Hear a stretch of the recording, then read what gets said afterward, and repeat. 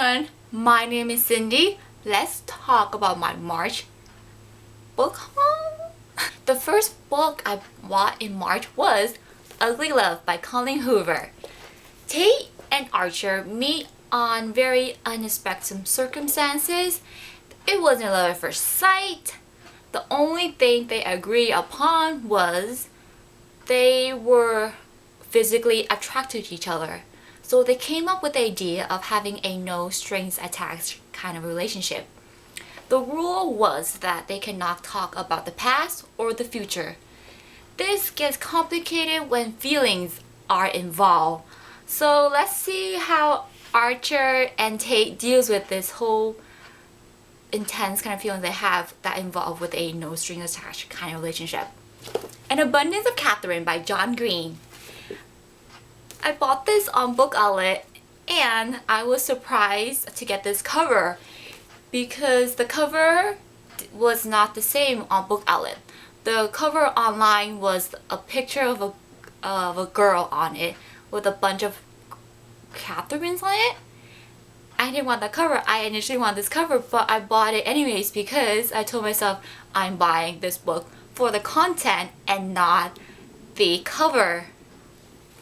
I was so happy when I opened up the book and I saw it was this cover. I was ecstatic.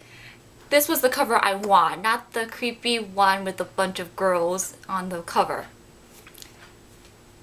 This book is about a guy named Colin who has been dumped numerous a time by girls, all girls named Katherine. He is set on a road trip to prove to his friends and his family that there is at least one Katherine who will fall for him. Scarlett Cress by Marissa Myers. If you haven't watched already my Cinder review on my channel, please go check that out.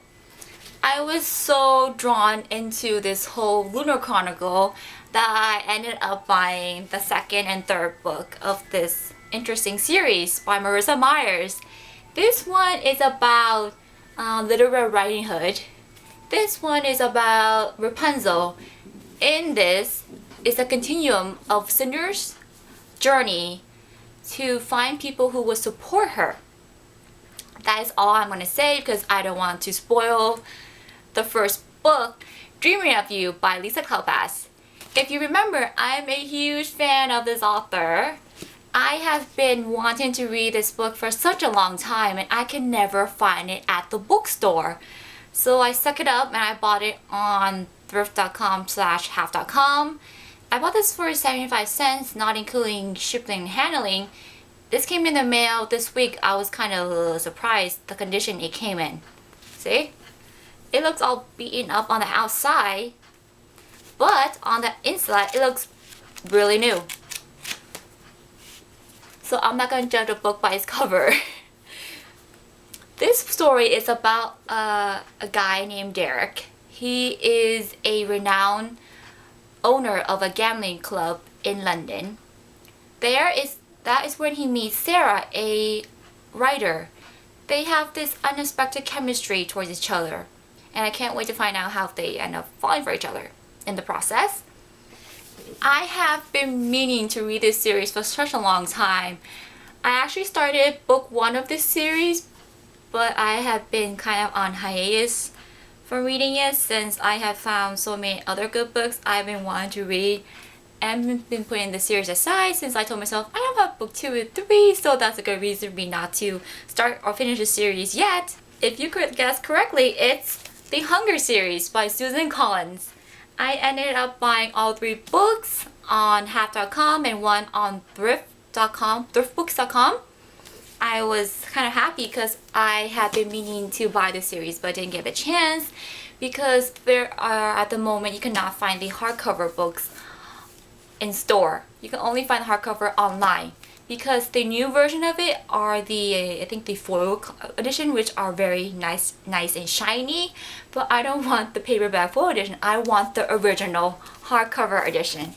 So I was ecstatic to actually get my hands on these for a very reasonable price. I bought these each individually, so it came less to $20 a book, so I was happy. I am going to be reading this book hopefully in May. Mr. Penumbra, 24-Hour Bookstore by Robin Sloan. I have heard great reviews about this book. It's about a 24-hour bookstore, and I'm interested because I want to know what happens at a 24-hour bookstore. The Spectacular Now by Tim Thorpe. Sodor is the life of the party. What is surprising to him is that he wakes up one morning in front of Amy's lawn. She is like, what the heck are you doing in my lawn? He has no idea how he got there. What he doesn't know is that Amy is an outcast at the school. She's not very popular, she's not very known, she's very normal in his view. That is until he got to know her and he falls for her.